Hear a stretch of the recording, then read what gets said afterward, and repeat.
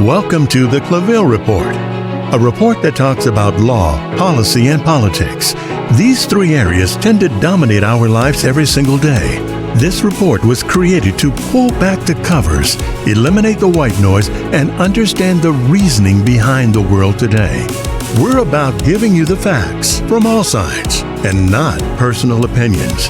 We're not about what should be and should not be, but instead, we're about what is and what can be.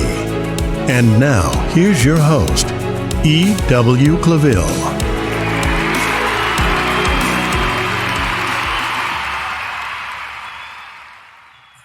Welcome to the Claville Report.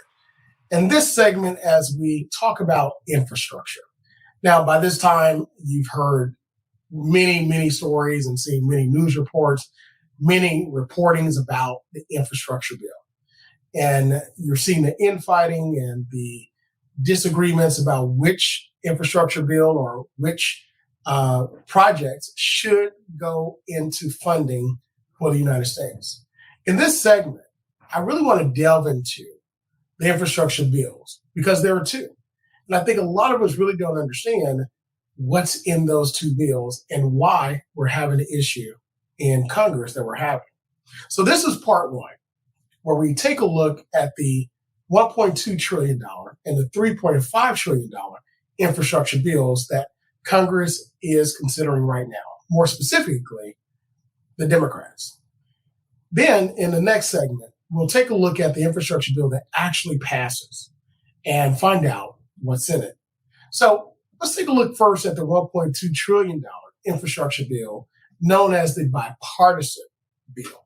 Now, in this bill, it actually passed on a bipartisan vote of 69 to 30, which included 19 Republicans and all 50 Democrats, and it passed the U.S. Senate. And this bill was known as the Infrastructure Investment and Jobs Act on August 10th of 2021. Now, following this passage of bill, it simply had to be voted on in the House, go to the president for signature, and it becomes law. But there was a competing infrastructure bill by the what's called the Progressive Democrats, and it's the $3.5 trillion infrastructure bill. Now, through this competing bill, it was more bold, it was more aggressive, as it sought to address not just brick and mortar issues of infrastructure that we have in our country, but it sought to address infrastructure as it relates to social policy, childcare, increase of wages, supporting historically Black colleges and universities and MSIs, and other areas that we saw the pandemic give light to, that these lawmakers said, we've got to have this in the bill or we simply won't vote for it. So what happened? We got to some politicking, and in that politicking, we got a vote in the House, which basically said that we're able now to vote on this by a simple majority in what's called a reconciliation. And in this reconciliation, that means that this bill can be passed by a simple majority in the Senate. And that's the $3.5 trillion social policy infrastructure bill. But that's where we are now. Now, there are many that believe that this bill goes too far. Many that believe that this bill won't pay for itself. There are many that believe that it's just too much for right now, and we should take what we currently have. Keep in mind, there is a $1.2 trillion infrastructure bill that creates jobs and that invests in roads and bridges. And it can pass right now. It has bipartisan support, and the president is willing to sign it. The issue that we're at now is that the $3.5 trillion social policy bill, that's the one. That's the one that has individuals in Congress staying up all night. And for the most part, staying in Congress past time. So what I want to do, I want to delve into both infrastructure bills to let you know what's actually in those bills. So according to Investopedia, the $1.2 trillion bipartisan bill is First of all, the bill itself is over 2,700 pages. All right. That's a lot of ink, but over 2,700 pages. It contains just about $550 billion in new spending. So, what's in the new spending and what's in the bill itself? So first, there's $110 billion for roads and bridges. In this building for roads and bridges, what happens is that we're able to provide construction and repair and funding to pay for transportation research and universities, and also funding for Puerto Rico's highways and the congestion relief across all American cities. Now, I don't have to tell you about congestion in cities.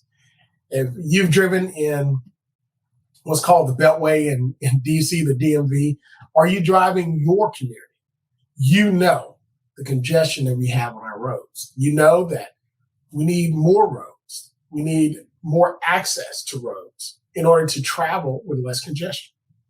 But not only that, but if you drive across the bridges I drive across, you see that our bridges are failing. You see that it's time now to upgrade them to ensure the viability and the safety of our bridges and roads, not just for today, but for the next 50 years. So $110 billion is meant to do just that. Also in the $1.2 trillion bipartisan infrastructure bill, there is $66 billion for railroads. This includes funding for upgrades and maintenance of America's passenger rail system and also freight rail safety, but nothing for high-speed rail, and that's significant. We find where other competing countries, more specifically China, they've invested a lot in high-speed rail. And we see where we have a lot of travel from, especially on the East Coast, from Boston to New York, from New York to Philadelphia to DC, and the like. High-speed rail could be very beneficial. But in this particular bill, there's no investment for it. However, investment in our current railroads is a good investment.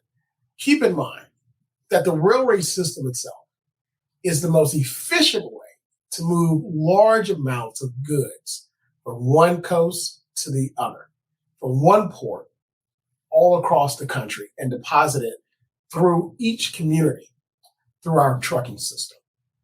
So this is a good investment.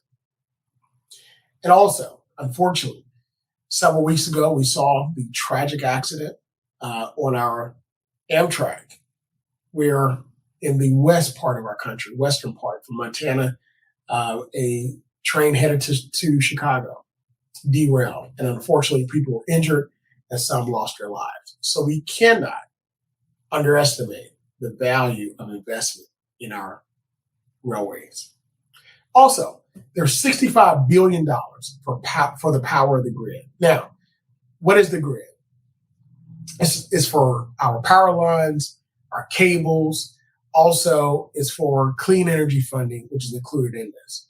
Now, this is for the upgrade of our cables and also power lines, but also is to provide funding to increase the cybersecurity and prevent hacking of our cable lines. Now, we saw this during our former President Trump's administration, where we saw Russia and, of course, China. They've been hacking various systems within the country. This is definitely needed to help upgrade, to prevent any type of hacking. You'll be surprised at how much of our infrastructure depends upon our grid and how vulnerable the grid is. Definitely money well spent. Again, another $65 billion for broadband. This broadband investment includes funding to not just expand it in rural areas and low-income communities, but also to help reduce the internet bill for low-income citizens. Now, we saw what happened during the pandemic. Everybody was going to Zoom University or Zoom K-12 school. But we saw that those that had success were those that were able to upgrade their system or those individuals that already had high-speed internet available in their communities. We know that every community does not have that. And is this investment to provide this upgrade and access to the very important internet services that we all so desperately rely upon is, again, a good investment. $55 billion for water infrastructure. Now, this funding includes $15 billion for lead pipe replacement, $10 billion for chemical cleanup, and money also to provide clean drinking water to our tribal communities. I don't have to remind you about what happened in Flint, Michigan. I don't have to remind you of the level of toxicity that was found in that drinking water that many of our citizens and young children had to endure for years. Taking the lead pipes out of our drinking water systems around the cities of America is a must.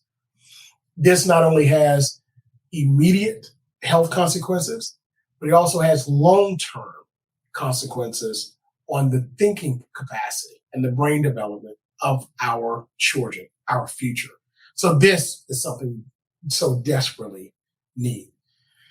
And of course, investing in our tribal communities, ensuring that our tribal communities have the access that they need and every advantage that they need in order to continue to be productive, and even more so than in years past. Again, great investment. $47 billion for cybersecurity and climate change. So when we mention climate change, if there are any climate change doubters out there, just take a look at the last events that we've had this past year. Definitely, this is money well spent. So what does it do? It creates what's called a resilience fund. Protect infrastructure from cybersecurity attacks. Again, we talked about that earlier. Address flooding, wildfires, coastal erosion, and droughts, along with other extreme weather events. This is something that affects not just the communities that are impacted like this, especially the Gulf Coast area of Texas, Louisiana, Mississippi, and parts of Alabama, and also Florida and the Panhandle and on the East Coast. But it's something that affects all of us from insurance rates, because insurance companies pass this cost on to consumers. $39 billion for public transit. Now, this funding provides upgrades to public transit systems across the nation.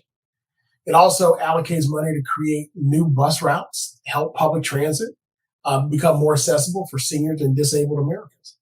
Now, if you live in a major city, you understand how important public transit is. If you're living in a major city, you also understand that without public transit, that it's almost impossible to get around. Owning a car in some cities is actually a negative. So this investment in our public transit is definitely a needed investment. $25 billion for airports. This provides funding for major upgrades and expansion of our U.S. airports. Air traffic control towers and systems will also receive $5 billion for total upgrades. Now, I find this as not just a good investment, but also an investment in safety. If you fly, as much as the average citizen, you understand the safety that's needed for our airports. So $25 billion well spent. $21 billion for the environment. Now, these monies will be used to clean up Superfund and brownfield sites, abandoned mines, and also old oil and gas wells. Again, this is an investment to ensure that we won't have the repeat of the injuries that are caused by the irresponsible environmental issues that were caused by companies. So therefore, again, a good investment. $17 billion for ports. Now, half of these funds, according to the text, will go to the Army Corps of Engineers for port infrastructure. Additional funds will go to the Coast Guard and ferry terminals, and reduction of truck emissions at ports. And we mentioned earlier the importance of our ports as relates to our railroads. Our ports are the entry points for goods and services, or goods across the world. So every time you put your clothes on, your shoes, or whatever you do, or you even go to you eat dinner, a lot of those goods come from other countries.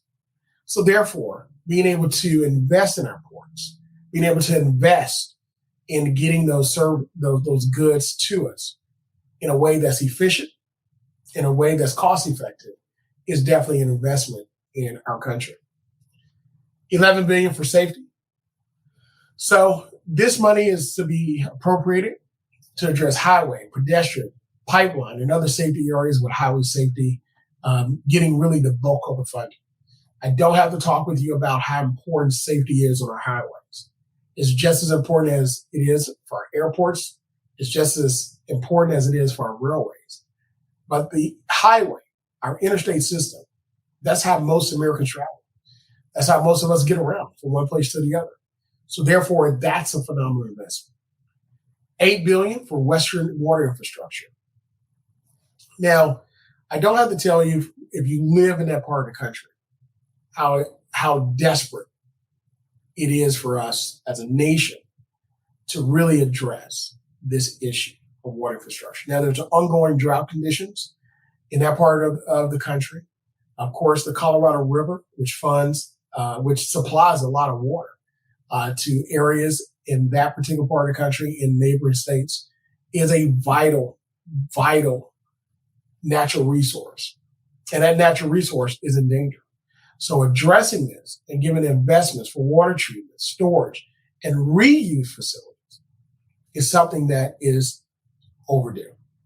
And it's a great investment. $7.5 billion for electric and vehicle charging stations. Now, the Biden administration, according to this article, asked for this funding to build significantly more charging stations across the nation. Now, if you've seen the reports, Ford Motor Company, they're investing billions in the manufacture of electric vehicles, from their very profitable F-150 to the classic Ford Mustang, and to their energy efficient cars that they've helped to really pioneer the hybrid system.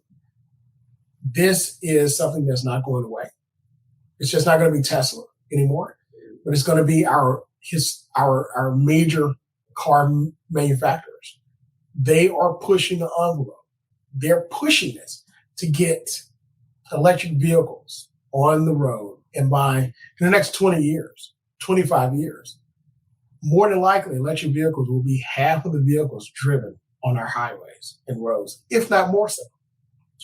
So being able to have charging stations where you pull up to the grocery store, you're able to get out of your car, plug it in, and charge it. Or if you're able to go to a hotel and overnight you're staying, you're able to charge your vehicle. Or even at your own home, able to charge your vehicle. If you're at a public place, you're able to charge your vehicles. And hey, even private places, such as places of worship, churches, and so forth. This is something that's not going away and is definitely going to be needed. So the ability to invest this $7.5 billion in vehicle charging stations, and again, another $7.5 billion for electric school buses.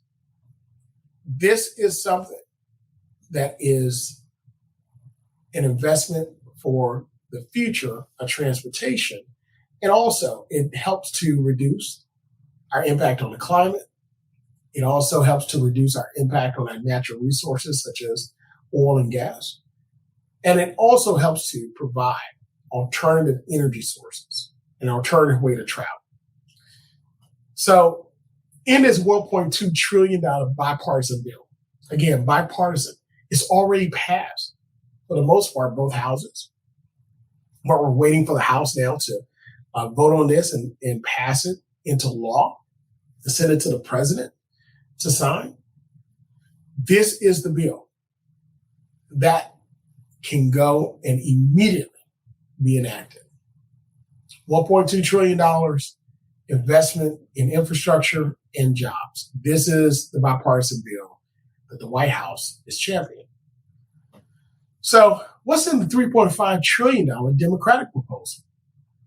So with this, In this bill, it reaches much further than infrastructure, but it deals with what's called human infrastructure. It's very ambitious, it's very bold, and they believe, some in the Democratic Party believe that this is the bill to really change America.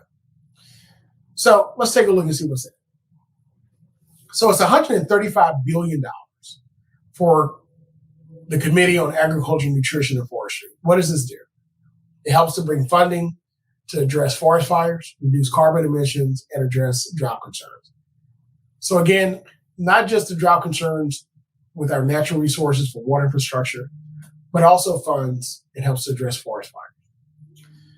Again, if you live in the western part of the country, I don't have to tell you, at the drop of a dime, a forest fire can take place and spread across the entire states and burn hundreds and hundreds of very valuable acreage to our country.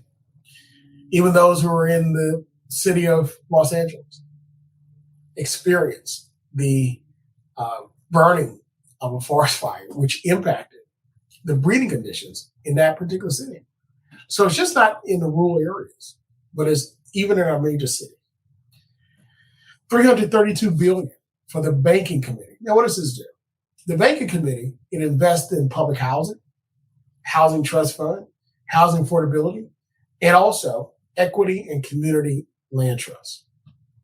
Now, that's a lot of investment, but when we talk about investing in public housing, what this does, it provides affordable housing for many members of our communities. Housing prices have skyrocketed. Housing values have skyrocketed.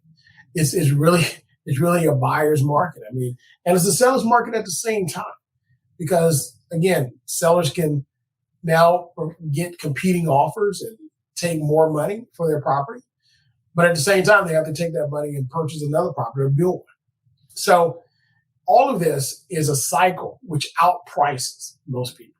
And I've seen where there have been stories where individuals have saved, and normally they would be able to buy a home. But because of these competing prices and the lack of inventory and the skyrocketing prices in cities and communities that are not going down anytime soon, it leaves a lot of people out. So affordable housing, this is to address that. $198 billion for Energy and Natural Resources Committee to help develop clean energy. $67 billion for the Environment and Public Works Committee. Now, these money would fund low-income solar and other climate-friendly technologies. Not only with electric charging vehicles, but solar power. And also here on the East Coast, and what's called the Middies in the Virginia, North Carolina area, we have what's called wind energy.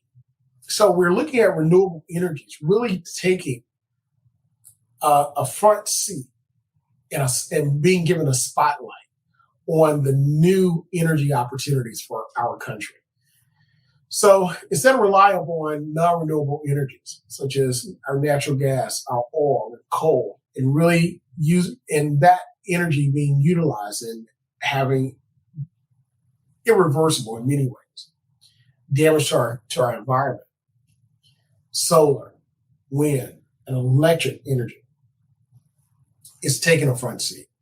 So being able to create opportunities for families, for small businesses, and even large office buildings to take advantage of this solar power is what this bill wants to address. And it's going to be key for ensuring individuals have reliable and affordable energy sources in the future. $1.8 trillion for the Finance Committee. So let's take a look at this $1.8 trillion because this is where we get into the big numbers. This is what's really shifting this bill into major focus from that 1.2 trillion, now taking it out of that and putting it into the 2+ trillion. This is for the Finance Committee. Now, this part of the bill, what does it do? According to Investopedia, this part of the bill is for investment in working families, the elderly, the environment, tax cut for Americans making less than $400,000 a year. A lot of us are happy about that. Lowering the price of prescription drugs, ensuring the wealthy and the large corporations pay their fair share of taxes. Now, let's break this down. And this is $1.8 trillion. When we talk about investments for working families, elderly environment, we're talking about addressing social policy. So when you hear, or if you've heard the Democratic policies and social policy, this is what they're talking about. This social policy piece, this $1.8 trillion, providing services to these demographics. Now, part of this is ensuring that Americans making $400,000 less than are able to basically have a fairer tax rate. Why is this important? Because those who are making that 2% of Americans that are making more than this, these individuals are not paying, as the records show, their fair share. As a matter of fact, we've seen reports where large companies such as Amazon and others are not paying their fair share. As a matter of fact, some companies do not pay any income tax. Now, I know we enjoy the services. I know that they provide jobs and opportunities for working families. But at the same time, not being able to pay any income tax, that's something that we all like to enjoy, but we all have to ensure that we're paying our fair share. And just as a note of constitutional law, income tax was never a part of the original Constitution. Actually, income tax was actually based upon corporations paying. But the law changed to include income tax on private citizens. So from the time of the Constitution to now, the shift for income tax payment, or the burden, has been placed more so on the common person, the working man, as opposed to corporations. But it was meant for corporations to pay income tax and not working citizens. But now the law supports both paying income tax. So why not all of them pay their fair share? That's another Claville report. We'll talk about that later, but I just wanted to give you that quick constitutional law note. Lowering prescription drugs. And with lowering prescription drugs, we're talking about being able to afford the very needed medicine that all of us will need at some point of our lives, if we're not on it, to be able to live healthy lives or be able to function normally. $726 billion for the Health, Labor, Education, and Pensions Committee. Now, this addresses the other social policy part. Pre-K for 3-4-year-olds, childcare for working families, tuition-free community college, funding for HBCUs, historically Black colleges and universities, and expansion of Pell Grant for higher education. This is an investment that I think is a great part of the investment for not just these groups, but for America as a whole. Studies have shown that when a child starts pre-K 4 and they get into kindergarten, it helps to increase their learning trajectory tremendously. When they start pre-K 3, that capacity to learn increases exponentially. So being able to fund pre-K 3 and pre-K 4 programs, I think, is essential, not just for children, but for America's future as a whole. And not only that, but providing community college, tuition free. This could help to provide what we call job-ready certifications, job-ready degrees, associate degrees, so that individuals can take advantage of immediate job opportunities when we have labor shortages right now. This is something I believe that they can take advantage of as a country to fill those jobs. By doing so, we keep those jobs here in the country. By doing so, we increase our tax base. By doing so, we increase the upper mobility of families that normally would not have this. By doing so, we increase the living standard of our communities. By doing so, we build back a better America. And of course, funding for HBCUs. As a graduate of HBCU 2 times over and also an employee of several HBCUs, the value that HBCUs have provided to our country and the Black community is immeasurable. Investing in our HBCUs has to be priority, whether in this infrastructure deal or the other. And Pell Grant, to be able to give the affordability mechanism to families that can't afford it, is also key. $37 billion provided for electricity for federal vehicle fleet, rehab federal buildings, improves our cybersecurity infrastructure, reinforce border management, green materials procurement, and invest in resilience.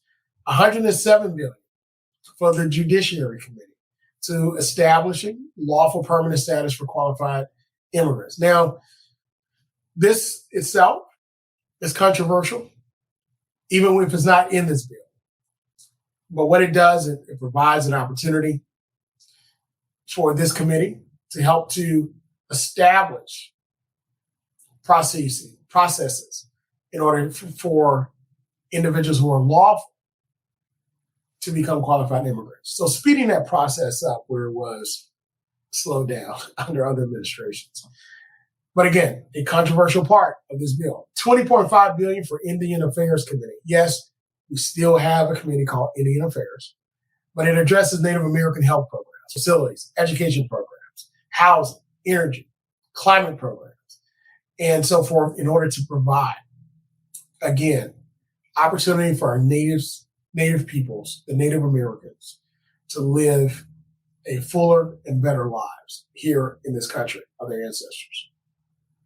$25 billion for Small Business Committee, which provides access to credit, investment, and also markets for small businesses, which again is the backbone of our country. So this is a good thing. $18 billion for the Veterans Affairs Committee to upgrade veteran facilities. And let me tell you, the upgrade that has taken place under former President Obama and also former President Trump of our veterans facilities, if you've been able to visit some, they are tremendous. So this investment, anything for our veterans, is a good investment. And then $83 billion for the Commerce Committee. Invest in technology, transportation, research, manufacturing, economic development, and providing for funding for coastal resiliency, healthy oceans, and also research as well for our National Science Foundation and Technology Directorate. Now, when we talk about healthy oceans, over the years, decades, without protectionisms, which some call regulations, without protectionisms in place, companies polluted our oceans.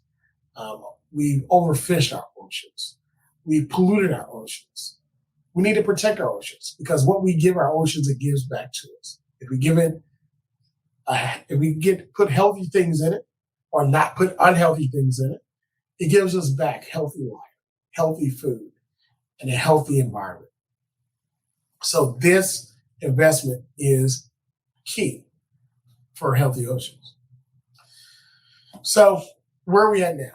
We know what's in the $1.2 trillion infrastructure bill, which is bipartisan, which has the support of many, many upfront Republicans and Democrats, and many behind and more behind the scenes. And this social policy bill, which addresses social infrastructure, is bold, it is ambitious, and it is far-reaching. But the question becomes, does it have a chance, not just at passing, but does it have a chance to really see the light of day without addressing the $1.2 trillion infrastructure bill? Well, that's politics. We'll see what happens in our part 2 when we take a look at the bill that actually passes, the infrastructure bill, which will help to invest in jobs and build America back and better. But there you have it. That's what's in those 2 bills. It addresses some very needed issues. But the key is getting it out, getting it signed, and getting it to work for the American people. Thank you for joining us again for this segment of the Claville Report. We'll see you next time as we take a look at other important issues affecting your life today in law, policy, and politics. Until next time, be well.